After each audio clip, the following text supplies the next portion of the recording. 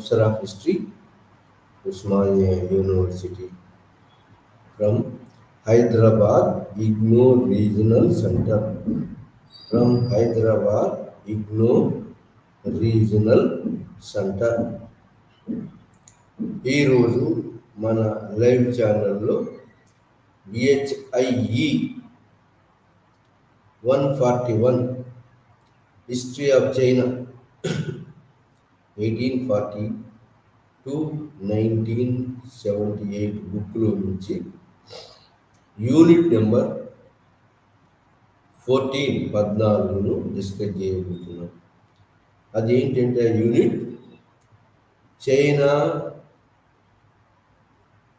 And war with the Japan. China and war with the Japan అనే unit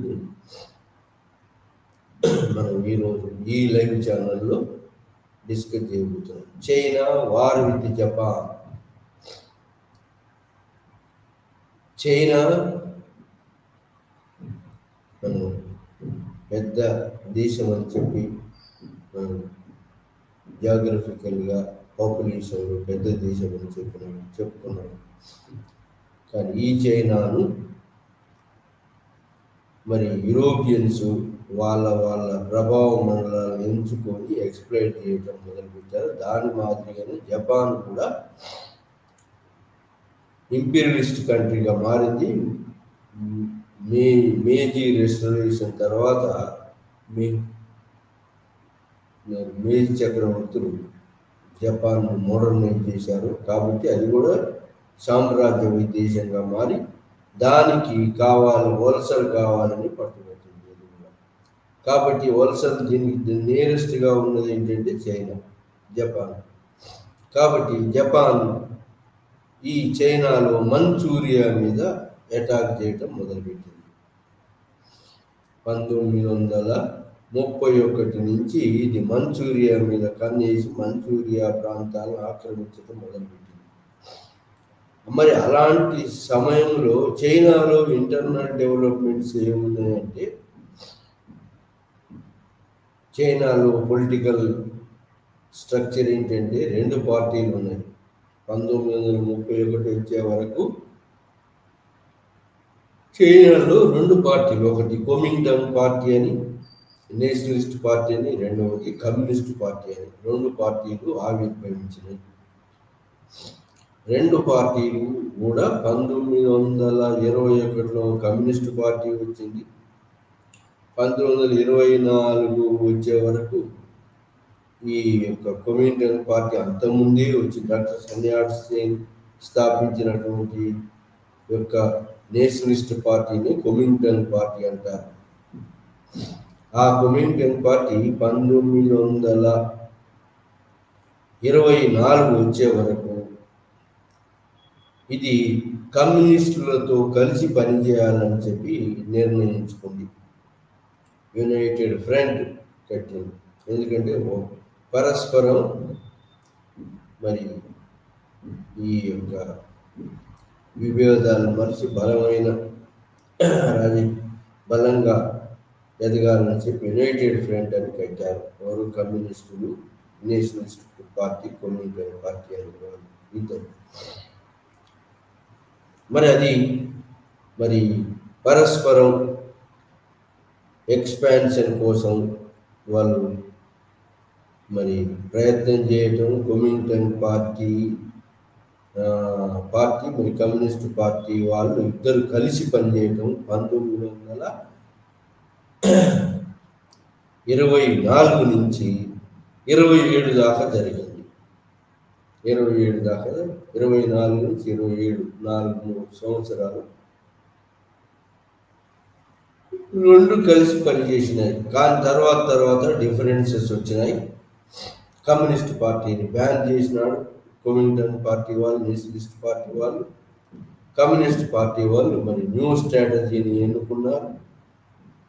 దాన్ని కుమింగ్టన్ party యొక్క military బాంబులతోటి, మిలిటరీతోటి కుమింగ్టన్ పార్టీని అణిచివేస్తుంటే మరి 1931 నుంచి మరి ఈ రెండింటి మధ్యలో కాన్ఫ్లిక్ట్స్ మొదలైనవి. కొమింటన్ పార్టీ మధ్యన కమ్యూనిస్ట్ పార్టీ మధ్యన కాన్ఫ్లిక్ట్స్ 27 తర్వాత కాన్ఫ్లిక్ట్స్ మొదలైనవి. బ్యాన్ చేశారు కొమింటన్ పార్టీ, దీన్ని కమ్యూనిస్ట్ పార్టీ అణిచివేయాలని ప్రయత్నం చేశారు. కానీ కమ్యూనిస్ట్ పార్టీ యొక్క స్ట్రాటజీ మార్చుకొని వాళ్ళు ఏంటంటే మావో సిద్ధాంతం మీద భూములను ల్యాండ్ లార్డ్స్ నుంచి భూములను కాన్ఫిస్కేట్ తీసేసుకొని ఆ భూములను సామాన్య ప్రజలకు పూర్వీకులకు పంచటం, మరి మిడిల్ పిజన్స్ కూడా కొంత పంచటం, రిచ్ పిజన్స్ ఆస్తులను మరి కొన్ని ఆస్తులను వాళ్ళకు ఉంచడం, భూస్వాముల ఆస్తులను అన్నింటినీ లేకుండా చేయటం, వాళ్ళను తుదముట్టించి భూస్వామ్య విధానాన్ని లేకుండా చేసి వాళ్ళు ఈ యొక్క ప్రజలలో పాపులర్ అయింది ఈ సిద్ధాంతాలతో. భూమి లేని వానికి భూమి వంచాలి అని దీంతో కమ్యూనిస్టులు చాలా పాపులర్ అయ్యింది. కమ్యూనిస్టులు ఉన్నారు, కొమింటన్ పార్టీ ఉన్నది, మరి ఇంపీరియలిస్టులు కూడా ఉన్నారు.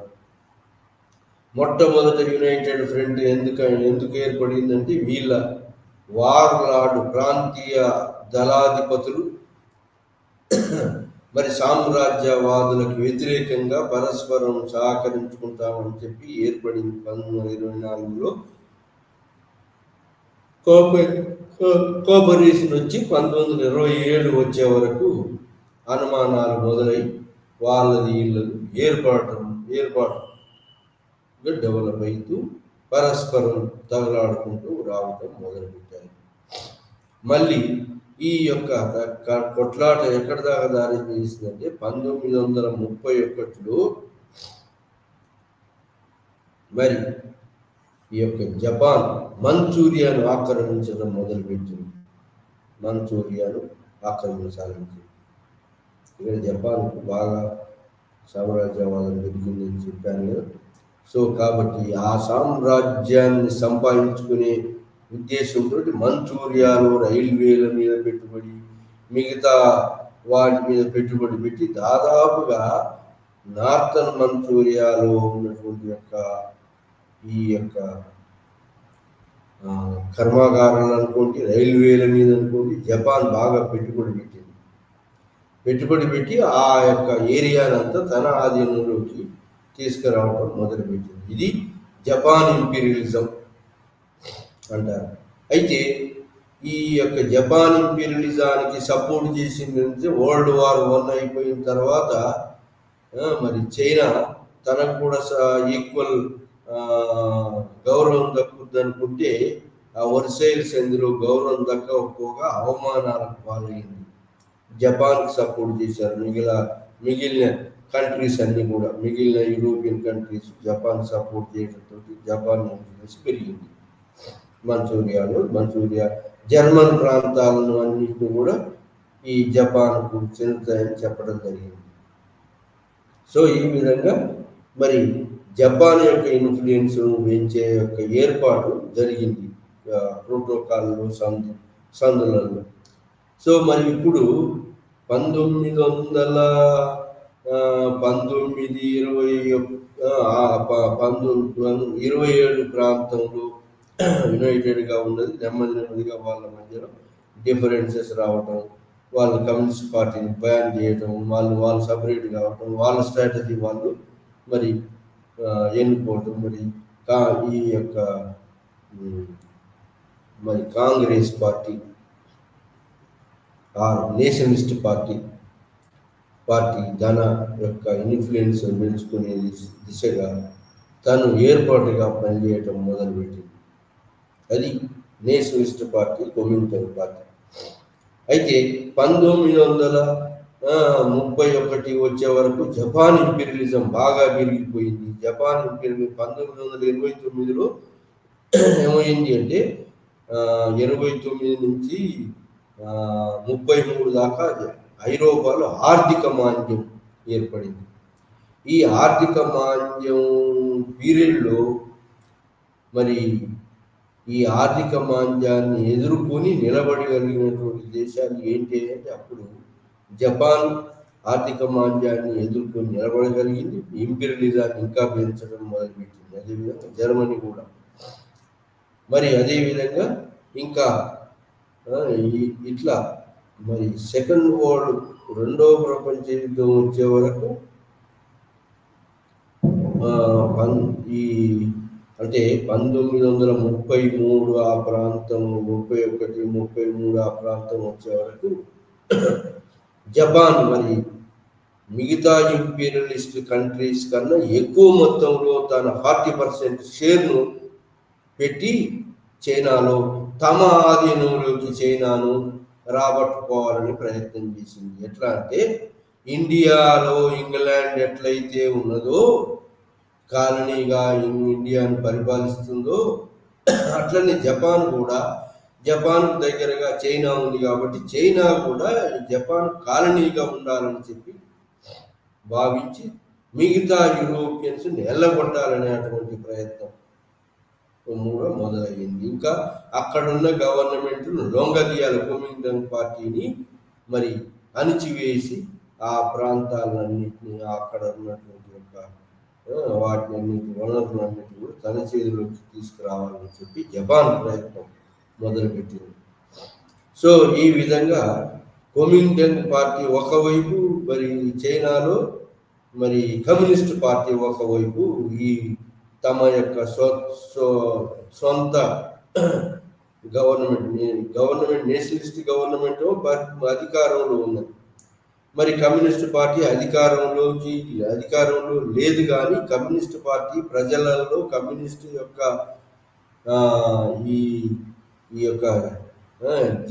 ఈ యొక్క సోవియట్లు ఏర్పాటు చేసి, జాయింట్ సోవియట్ ఏర్పాటు చేసి అక్కడ వచ్చినటువంటి రీఫార్మ్స్ తోటి ఆ సోవియట్లో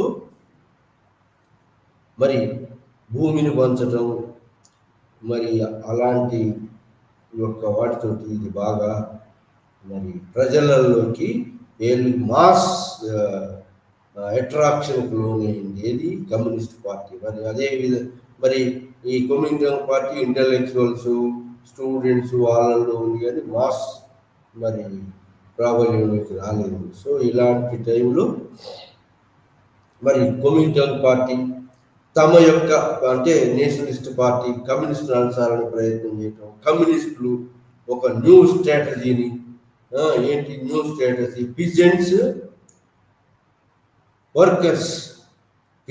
అండ్ వర్కర్స్ మరి న్యూ ఇంటెలిజెన్సియా తోటి వీళ్ళు జట్టుగట్టి వీళ్ళు వాళ్ళ ప్రాబల్యాన్ని పెంచుకోవటం మొదలుపెట్టారు. అదేవిధంగా మరి nationalist party intellectuals plus war lords, మరి ఫారినర్స్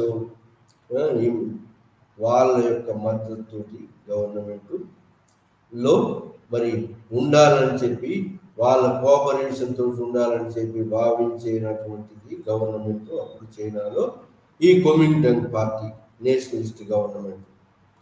మరి అలాంటి దానికి వ్యతిరేకంగా కమ్యూనిస్ట్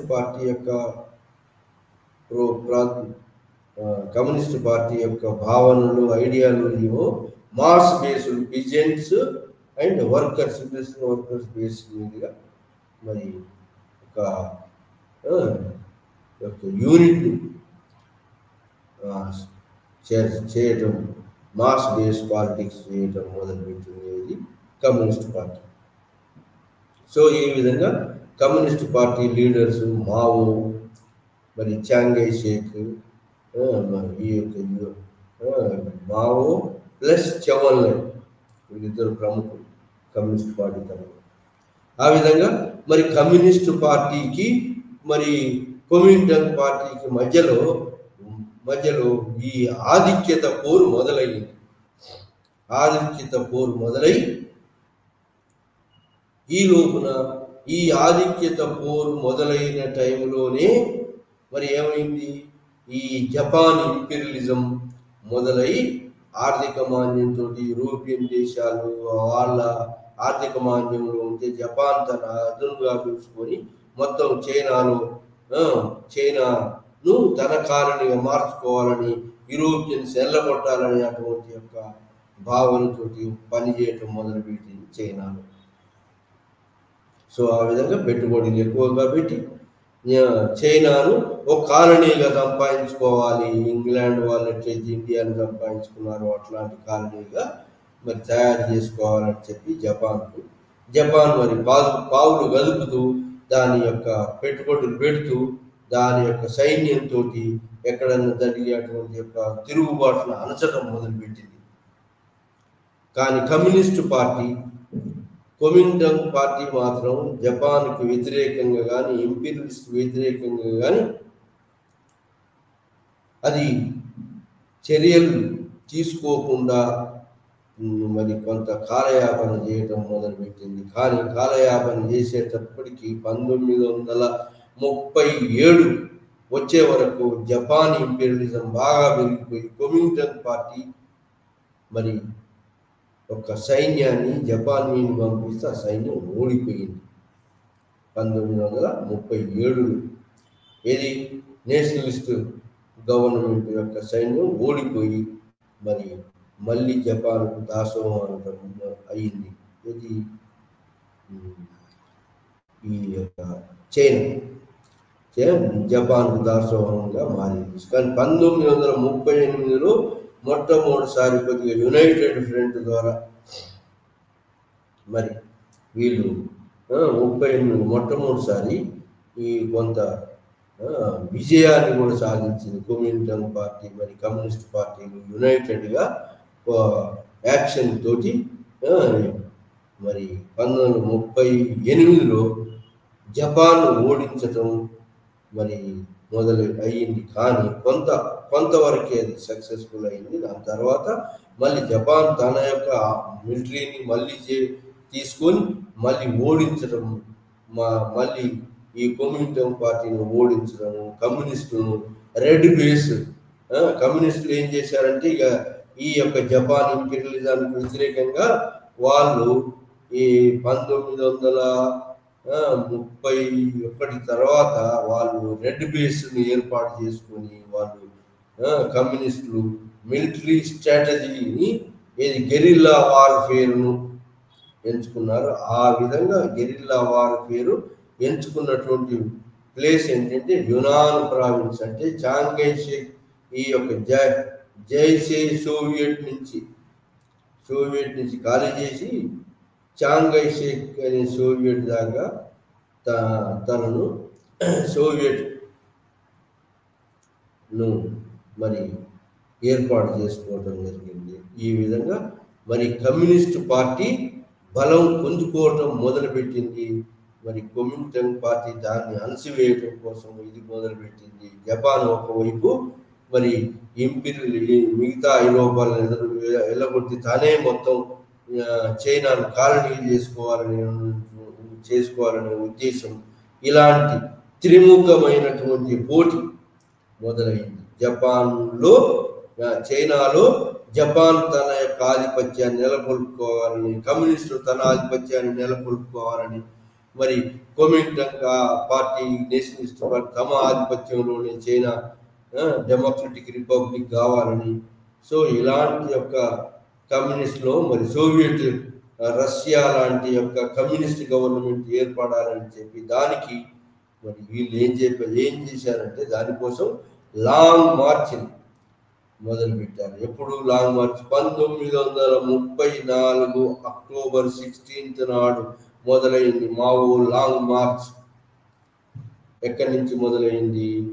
ఈ యొక్క యునాన్ నుంచి మొదలై షాంఘై అనేటువంటి దక్షిణ చైనా నుంచి ఉత్తర చైనా దాకా ఈ యొక్క మరి ఈ long March, Mao long March ఎప్పటి 1934 నుంచి 35 అక్టోబర్ 16 1934 నుంచి 34, 35, 36, 37 దాకా 1937 దాకా లాంగ్ మార్చ్ జరిగింది. Mao long March. ఈ యొక్క మావో లాంగ్ మార్చ్ ఎన్ని వందల కిలోమీటర్లు అంటే 8000 కిలోమీటర్లు. ఎందుకంటే ఒకవైపు ఈ యొక్క కొమిండాంగ్ పార్టీ దాడులు చేస్తుంది, దీన్ని కమ్యూనిజాన్ని అణచివేయాలని చెప్పి నేషనలిస్ట్ గవర్నమెంట్. కాబట్టి ఆ అణచివేతను మరి తట్టుకొని నిలబడడం కోసం అని చెప్పి మావో లాంగ్ మార్చ్ చేశాడు. ఆ లాంగ్ మార్చ్ చేసేటువంటి ఏరియాల్లో ఉన్నటువంటి యొక్క భూములు పంచుతూ ఫ్యూడలిజం, వార్లార్డిజం అనే మొత్తాన్ని అంతం చేశాడు. ఫ్యూడలిజాన్ని అంతం చేసి భూములన్నీ కూడా భూమి లేని నిరుపేదలకు పంచడం మొదలుపెట్టారు. ఇంకా రెడ్ ఆర్మీని గ్యాదర్ చేసుకోవడం మొదలుపెట్టాడు. ప్రజల యొక్క మన్ననలు పొందాడు. సో ఆ విధంగా మావో మరి ఈ రెడ్ ఆర్మీని తయారు చేసి మరి ఆ విధంగా ప్రజల యొక్క మద్దతు తోటి red army base, యునాన్ బేస్గా guerrilla war తోటి మరి ఈ రెడ్ ఆర్మీని తయారు చేసుకొని, ఎర్రచక్క దళాన్ని తయారు చేసుకొని మరి ఇండిపెండెంట్గా మరి ఎస్టాబ్లిష్ చేసుకోవడం. ఇండిపెండెంట్గా ఇది యునాన్ ప్రావిన్స్ని ఎన్నుకున్నాడు, గెరిల్లా వార్ఫేర్ని ఎన్నుకున్నాడు. ఎందుకంటే Yunnan province strategy long march 1934 October 16 నుంచి 1937 దాకా జరిగింది. మరి అంటే 34, 35, 36, 34 సంవత్సరాలు జరిగింది ఇది లాంగ్ మార్చ్. ఈ తర్వాత ఈ లాంగ్ మార్చ్, మావో లాంగ్ మార్చ్లో ఏంటంటే నేషనలిస్టులు కానీ, జపాన్ ఇంపీరియలిస్టులు కానీ ఎవరైనా వాళ్ళ మీద యుద్ధం వాళ్ళని అణచివేయాలని చెప్పి ప్రయత్నం చేశారు. దానికి రెట్టింపుగా మరి గెరిల్లా వార్ఫేర్ను, మాస్ మైగ్రేషన్స్ జరిగినాయి. ఆ విధంగా కొమింటాంగ్ పార్టీ అణచివేత కార్యక్రమాన్ని ధీటుగా తట్టుకొని మాస్ మైగ్రేషన్స్ తోటి ఒక ప్లేస్ నుంచి ఇంకో ప్లేస్కి పోతూ మరి ఎనాల్లో ఒక స్ట్రాటజీని ఎక్కడ ఈ యొక్క దక్షిణ చైనాలో దాన్ని వదిలేసి మరి ఇంకా లాంగ్ మార్చ్ 8,000 మైళ్ళు లాంగ్ మార్చ్ చేశారు మావో ఆధ్వర్యంలో. ఆ లాంగ్ మార్చ్లో 60,000 మంది మరి క్షతగాత్రులు మరి దెబ్బతిన్న వారు అయిపోయింది. ఇది యొక్క 60,000 మంది. దాంట్లో ఎవరంటే ఈ యొక్క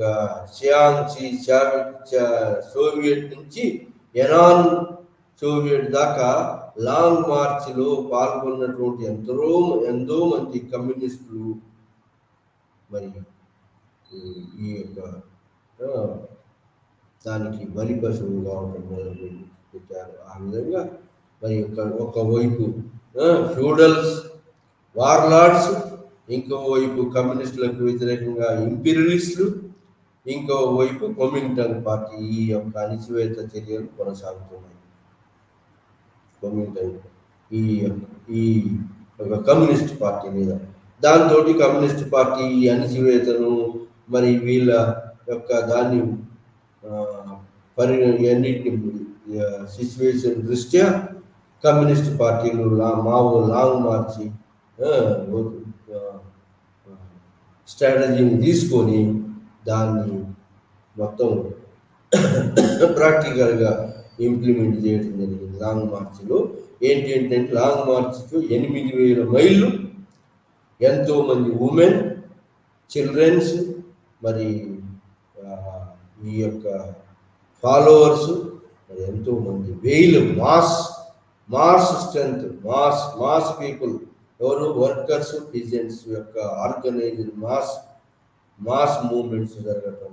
ఆ విధంగా మిగతా వాళ్ళు కూడా థౌజండ్స్లో mass movement, gathering, mass exhibitions, mass జరుగుతుంటే పత్రికా విలేకరులు కూడా ఈ యొక్క కమ్యూనిస్టు యొక్క ఐడియాలజీకి, కమ్యూనిస్టుల యొక్క భూమి పంపిణీ విధానానికి, కమ్యూనిస్టు యొక్క సోషలిస్టు ఉద్దేశాలకు అనుకూలంగా వాళ్ళు కూడా పత్రికలలో రాయటం, ఆ విధంగా బాగా పాపులర్ కూడా కావడం జరిగింది. ఇది కమ్యూనిస్ట్ పార్టీ. ఆ విధంగా ఈ యొక్క కమ్యూనిస్ట్ పార్టీ పాపులర్ కావటం మొదలుపెట్టి లాంగ్ మార్చ్లు, గెరిల్లా వార్ పేరు చూజ్ చేసుకొని ఈ 1934 నుంచి 37 దాకా లాంగ్ మార్చ్ చేసింది. సౌత్ చైనా నుంచి నార్త్ చైనా దాకా నార్త్ చైనాలో ఉన్నటువంటి దాకా లాంగ్ మార్చ్ చేసి ఎన్ని వేల మైళ్ళను కవర్ చేస్తూ మరి రెడ్ ఆర్మీని తయారు చేసుకుంటూ పూర్ పీజెంట్స్కు భూములు వంచుతూ భూస్వామ్య విధానాన్ని ఎండ్ చేస్తూ చైనీస్ యొక్క జపనీస్ యొక్క అగ్రెషన్ను ఎదుర్కొంటూ ముందుకు పోతుంది. ఇది ఈ యొక్క కమ్యూనిస్ట్ పార్టీ. మరి ఇలాంటి టైంలో ఈ లాంగ్ మార్చి ఎంతో మరి చెప్పుకోదగ్గది. ఎందుకంటే మావో తన యొక్క భార్యను కూడా కోల్పోయాడు. ఎంతో మంది ఉమెన్స్ చనిపోయినారు, చిల్డ్రన్స్, మరి ఎంతో మంది దీంట్లో చనిపోయినారు. ఆ విధంగా 60,000 మంది మరి దీంట్లో చనిపోవటం, మరి క్యాజువాలిటీస్ రావటం మొదలుపెట్టారు. ఈ లాంగ్ మార్చ్లో గెరిల్లా వారు ఎనాన్ ప్రావిన్స్ ఎన్నుకున్నారు. ఎక్కడ ఏరియా అంటే ఈ ఏరియా మరి అర్బన్ ఏరియాకు దగ్గరగా ఉండకుండా ఉండని ఏరియాలను ఎన్నుకొని అక్కడి నుంచి మరి వీళ్ళు ఈ లాంగ్ మార్చ్ చేయటం, సిటీ ఏరియాస్ కొమింటాంగ్ పార్టీ అణిచివేసేదానికి దూరంగా రిమోట్ ఏరియాను చూజ్ చేసుకొని ఆ విధంగా ఎనాన్ ప్రావిన్స్లో మొదలుపెట్టినటువంటి స్ట్రాటజీని, వార్ స్ట్రాటజీ, గెరిల్లా వార్ పేరు, ఆ విధంగా 17 పర్వతాలను దాటుతూ 24 నదులను దాటుతూ మరి 13 ప్రావిన్సులు, రాష్ట్రాలను దాటుతూ లాంగ్ మార్చ్ చేశాడు మావో. ఈ లాంగ్ మార్చ్లు ఎంతో మంది చనిపోయినారు. కానీ మిగిలిన వారు మాత్రం చైనాను మరి యొక్క మోడర్న్ చైనా, మరి ఈక్వాలిటీ ఉన్నటువంటి యొక్క చైనాకు మరి పునాదులు వేశాడు మావో. ఈ యొక్క మోడర్న్ చైనాకు మరి పునాదులు వేసినటువంటి మావో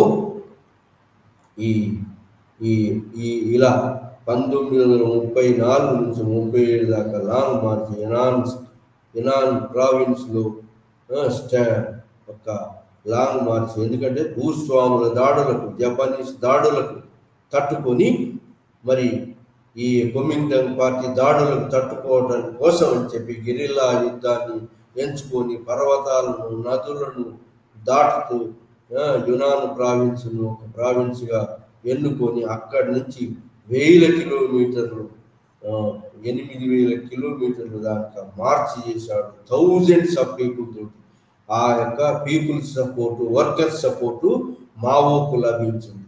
అలాంటి టైంలో జపనీస్ ఇంపీరియలిజం ఒకవైపు, మరి కొమింటాంగ్ పార్టీ దాడులు ఒకవైపు, మరి కొమింటాంగ్ పార్టీ కూడా ఏంటి నేషనలిస్ట్ పార్టీ ఎంతసేపు కమ్యూనిస్టులు అనుసారనే ప్రయత్నం చేసింది. కానీ మరి ఈ యొక్క ఇంపీరియలిస్టులు, సామ్రాజ్యవాదులను, వార్ లార్డ్స్ను ఎలిమినేట్ చేయాలని ప్రయత్నం చేయట్లేదు.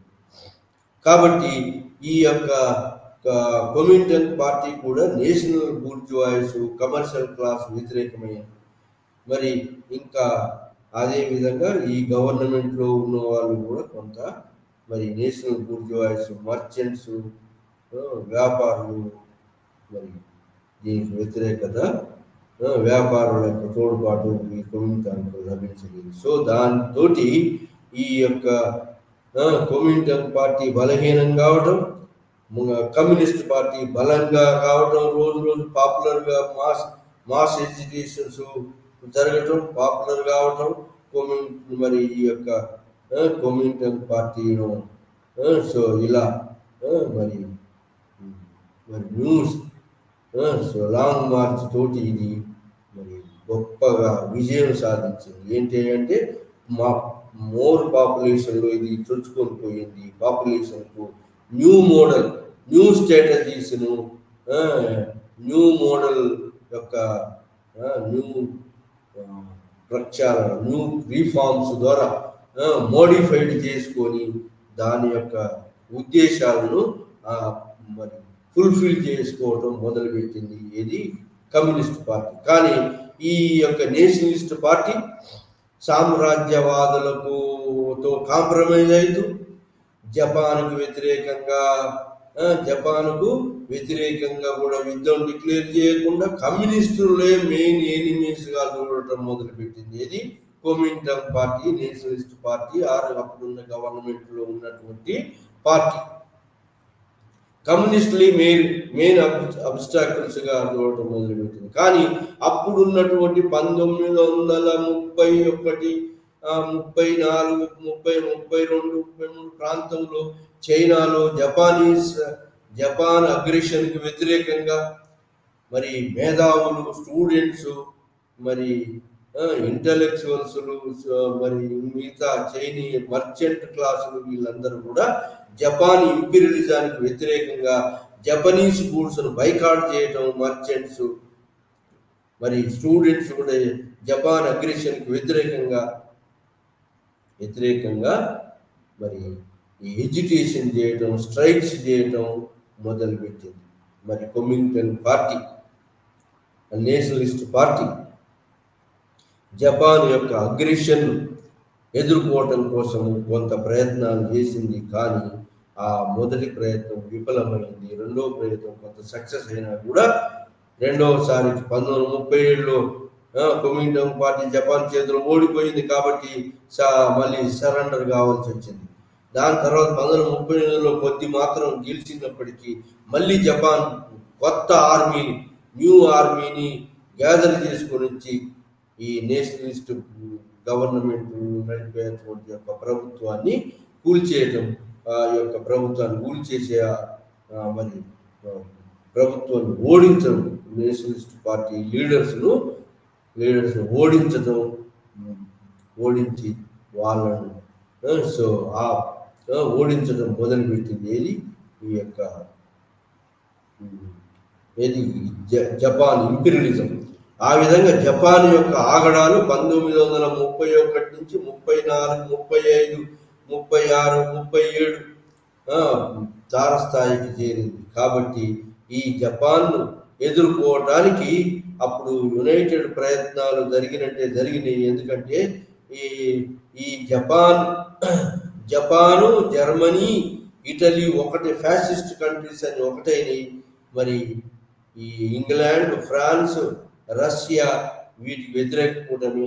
దాని తర్వాత 1941లో పిరల్ హార్బర్ మీద జపాన్ బాంబు వేయటంతో మరి అమెరికా కూడా పాల్గొన్నది. రష్యా, అమెరికా,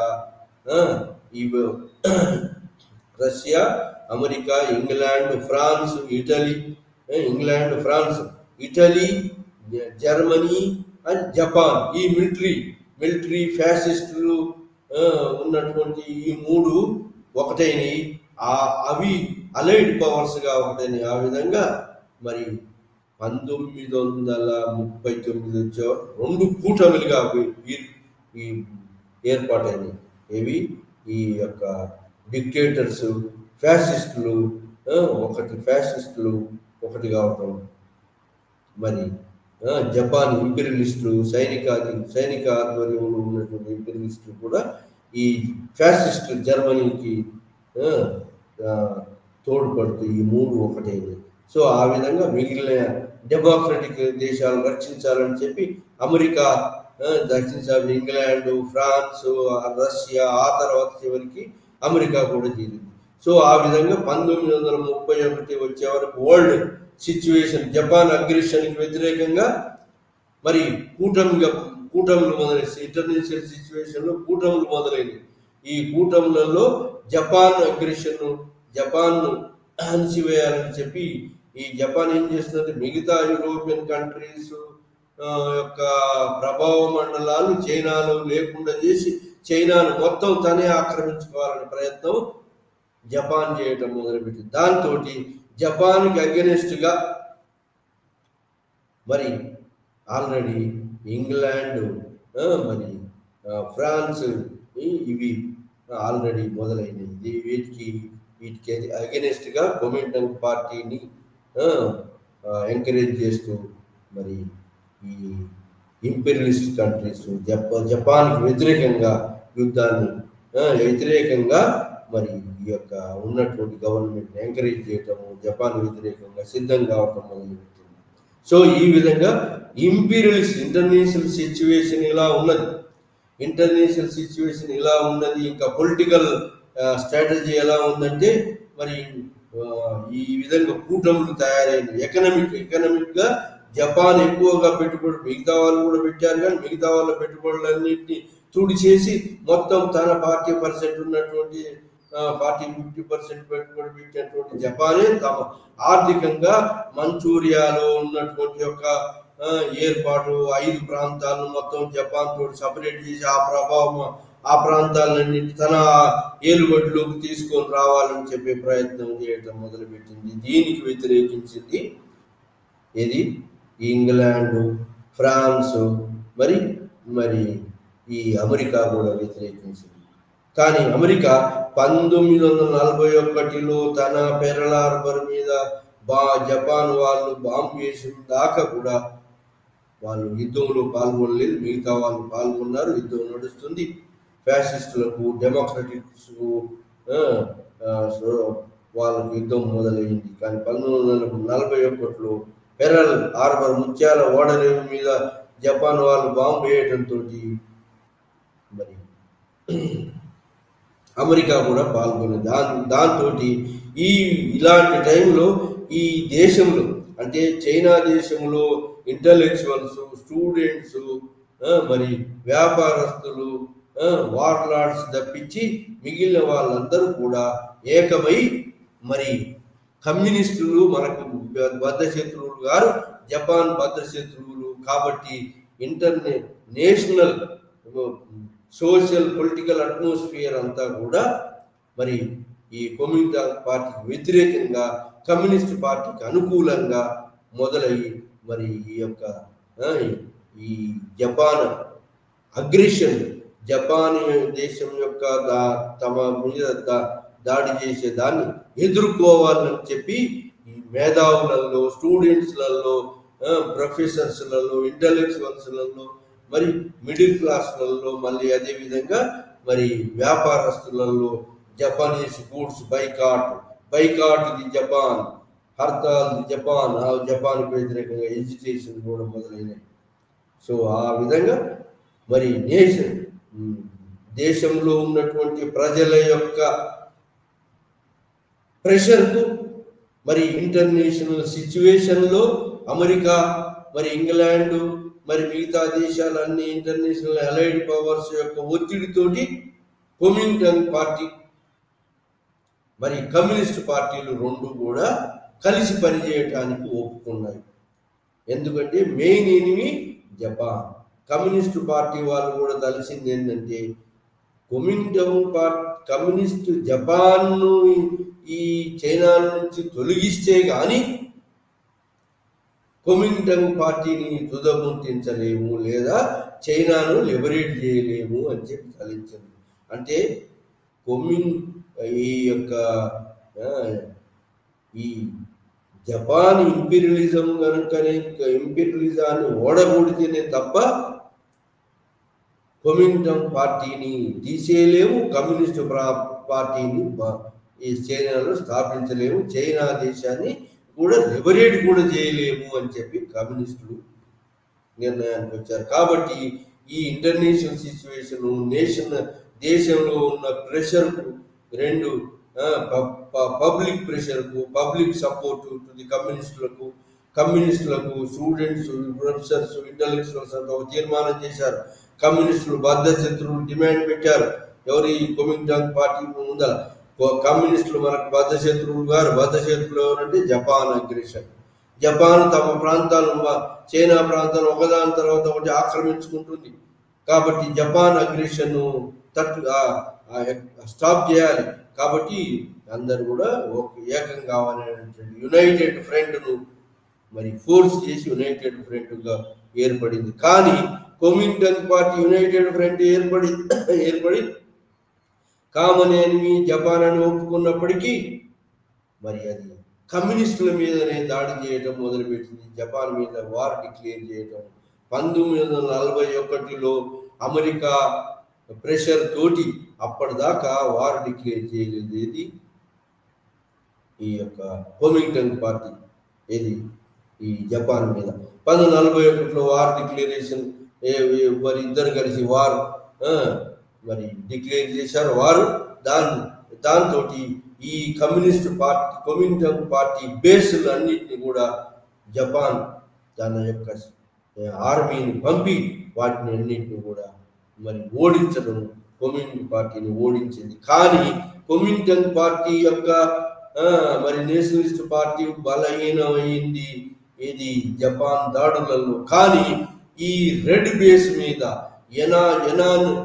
యనాన్ ప్రావిన్స్ బేస్ మీద గెరిల్లా స్ట్రాటజీని ఎన్నుకున్నటువంటి లాంగ్ మార్చ్ లో ఎన్నుకున్నటువంటి స్ట్రాటజీ ఏదైతుందో ఆ స్ట్రాటజీ కమ్యూనిస్టులకు మరి బాగా పనికొచ్చింది. కాబట్టి కమ్యూనిస్టు పార్టీ చైనాలో రెడ్ బేస్ అంటే తన సొంత ఆర్మీ పాపులారిటీ మాస్ పాపులర్ అంటే కొమింటన్ పార్టీ సరి అయిన విధంగా కాంప్రమైజ్ కావడంతో ఈ యొక్క ఇంపీరియలిస్ట్ తోటి వార్లాడ్ తోటి కాంప్రమైజ్ అయ్యేటువంటి పార్టీ దాని యొక్క స్ట్రాటజీని కానీ మోడల్ రీఫార్మ్స్ కానీ రీమోడల్ చేసుకోలేదు ఏది కొమింటన్ పార్టీ. కానీ మరి కమ్యూనిస్ట్ పార్టీ తన రీమోడల్ చేసుకొని తన స్ట్రాటజీని యనాన్ స్ట్రాటజీ గెరిల్లా వార్ఫేర్ అని చెప్పి ఈ యొక్క వారి యొక్క స్ట్రాటజీని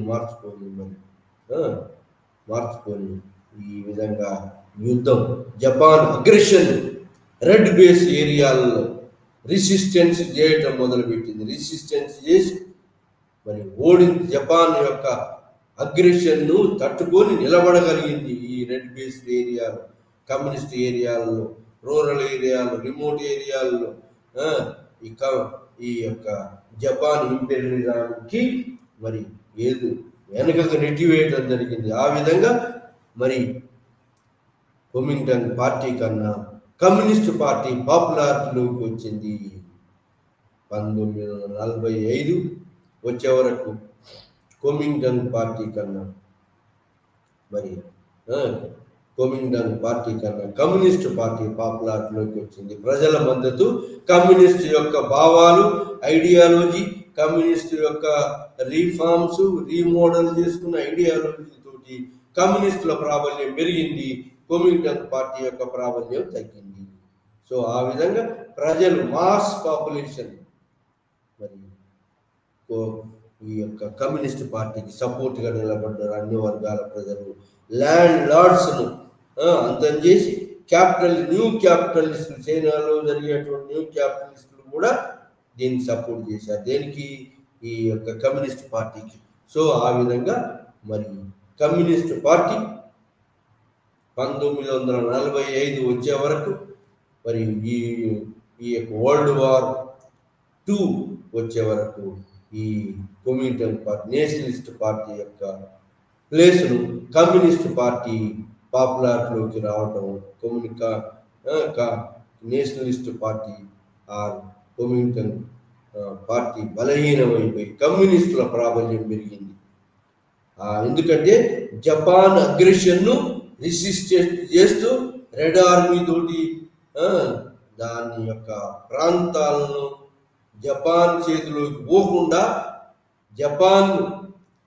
జపాన్ ప్రాంతాలను కూడా లిబరేట్ చేస్తూ జపాన్కి హీరోయిస్తంగా జపాన్కి అగెనిస్ట్గా పోరాడుతూ మరి ఒకవైపు కొమింటన్ పార్టీకి నేషనలిస్ట్ పార్టీకి వ్యతిరేకంగా అణచివేతలకు వ్యతిరేకంగా ఇంకోవైపు జపాన్ అగ్రెషన్కి వ్యతిరేకంగా ఇది ప్రజల మద్దతు పొందడం విక్టరీస్ ఆఫ్టర్ విక్టరీ మరి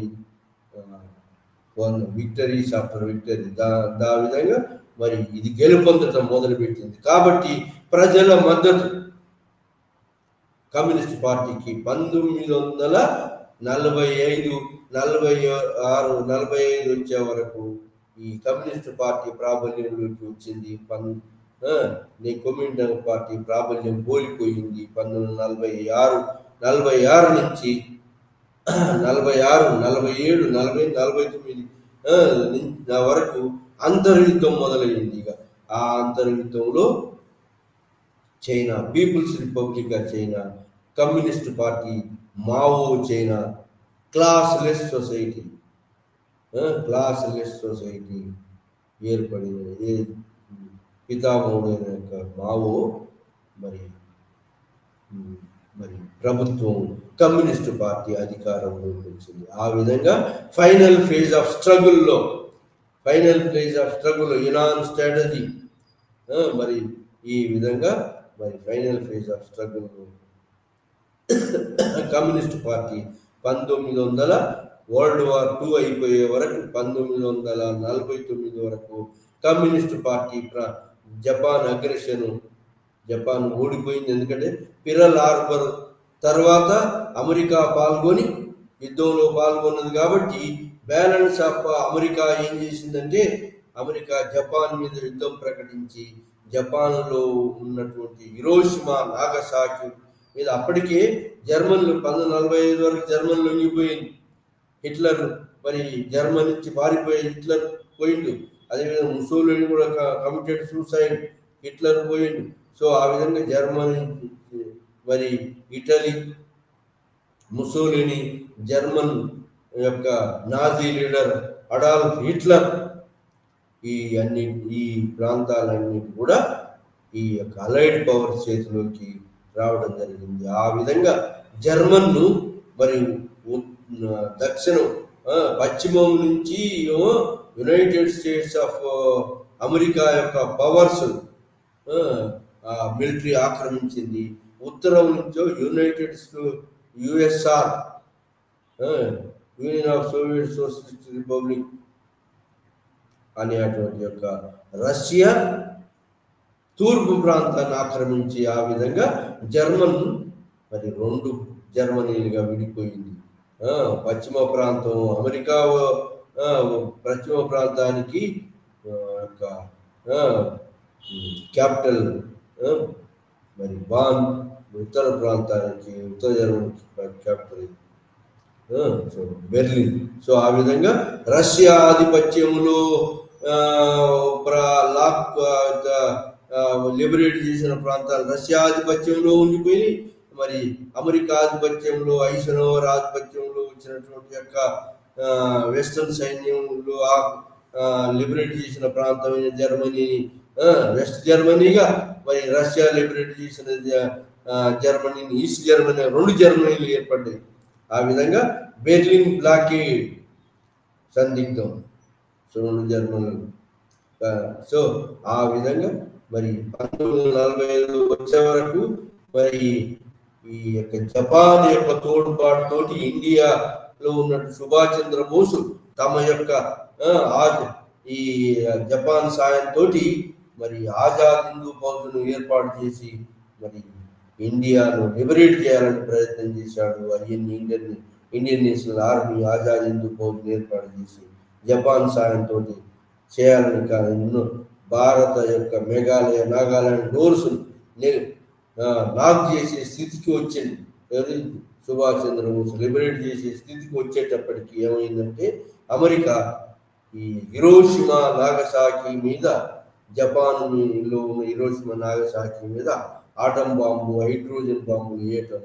ఆ విధంగా జపాన్ లొంగ తీసుకున్నారు. మొట్టమొదటి లొంగింది ఇటలీ, ఆ తర్వాత లొంగింది జర్మనీ. ఆ తర్వాత మరి జపాన్ లాస్ట్ ఇది అమెరికా హిరోషిమా, నాగసాకి మీద బాంబులేసి ఎంతో ప్రాణ నష్టానికి మరి దారితీసింది.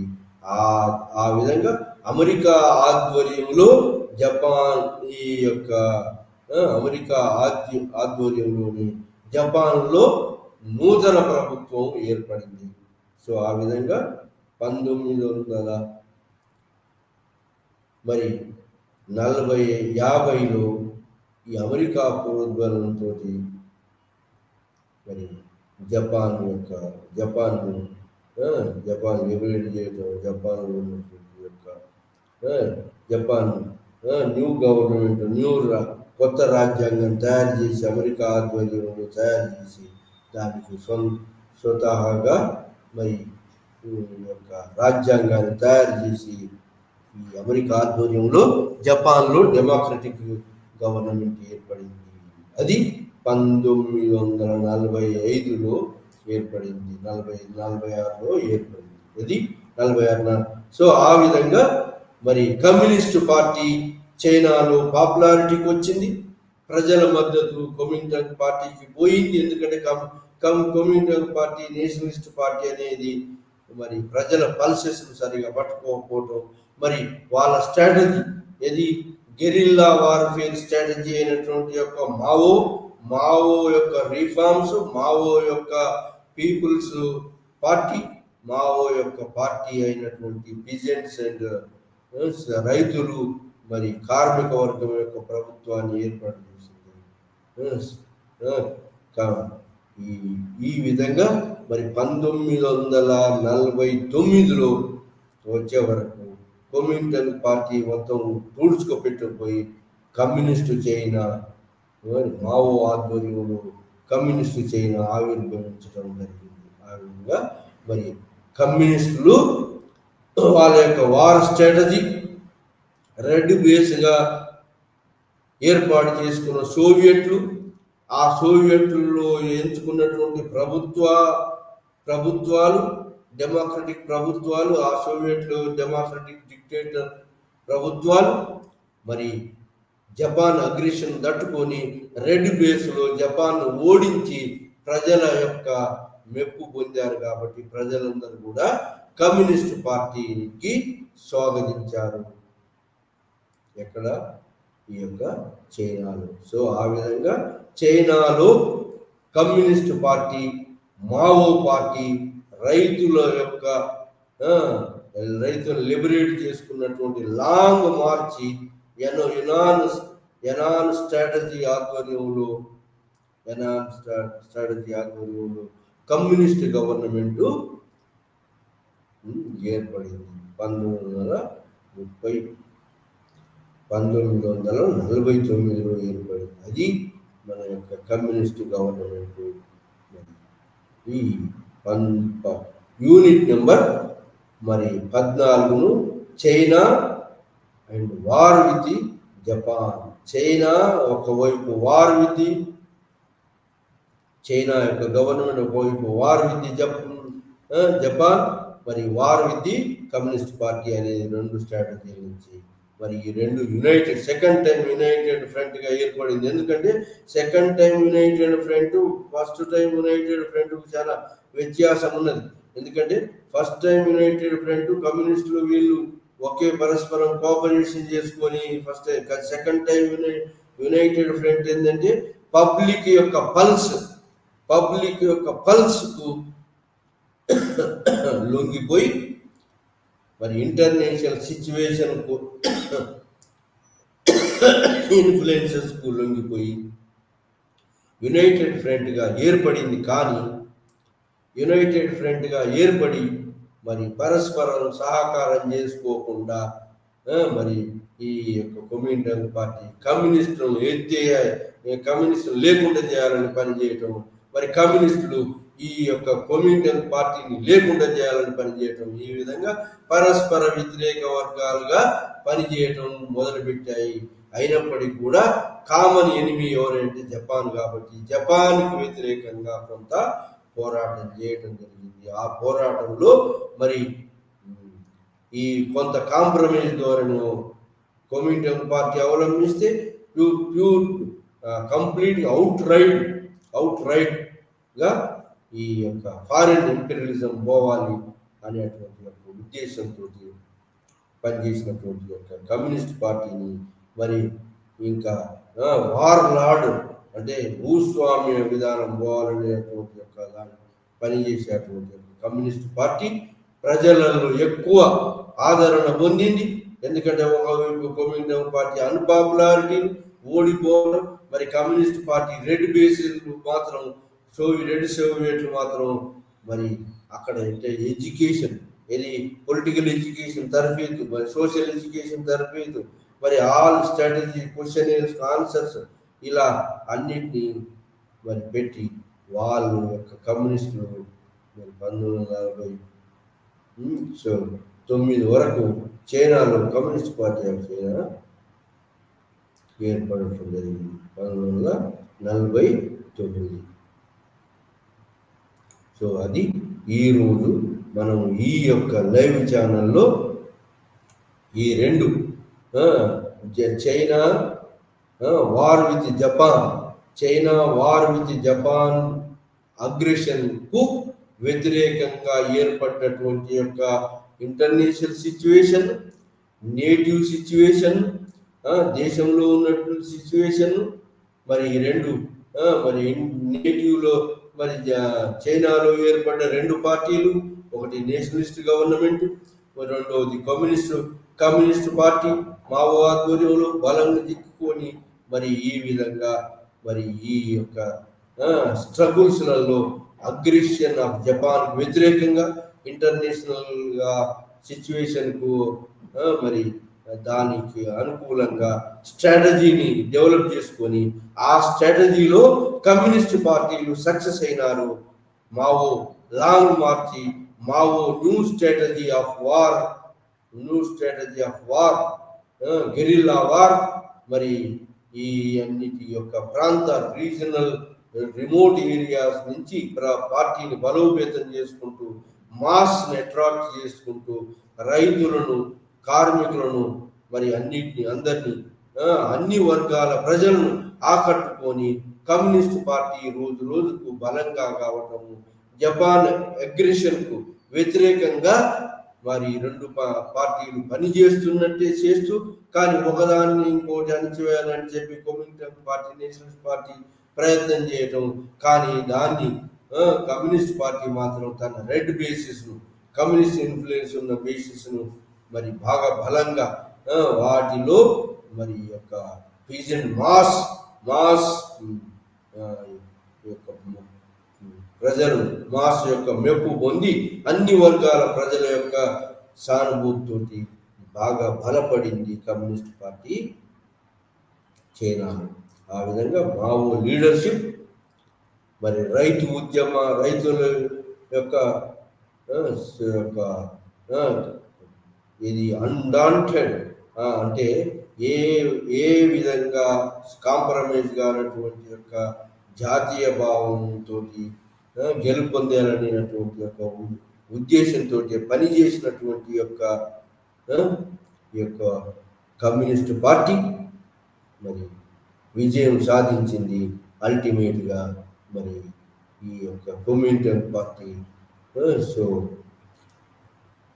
కొమింటన్ పార్టీ నేషనలిస్ట్ పార్టీ మరి దాని బలహీనతకు దాని యొక్క స్ట్రాటజీనే కారణం. బట్ కమ్యూనిస్ట్ పార్టీ అధికారంలోకి రావడానికి అది ఎంచుకున్నటువంటి యొక్క పాత్, గెరిల్లా పాత్ ఉద్యమం, రైతులకు మరి పూర్ పీపుల్కు లిబరేట్ చేయాలి, పూర్ పీపుల్ను ఈక్వాలిటీని, సమానత్వం, సమాజం ఏర్పడాలనేటువంటి ఉద్దేశంతో ఏర్పడినటువంటి ఆలోచనతోటి ఈ యొక్క అందరి ప్రజలు మెప్పు పొందడం, ఓన్లీ వార్ లార్డ్స్ను, భూస్వాములను అనిచేసి భూస్వామ్య విధానాన్ని రుదముట్టించి ఈ యొక్క డెమోక్రటిక్ మరి గవర్నమెంట్ కాకుండా dictatorship of government, communist government 1949లో అధికారంలోకి వచ్చింది. అది 1949లో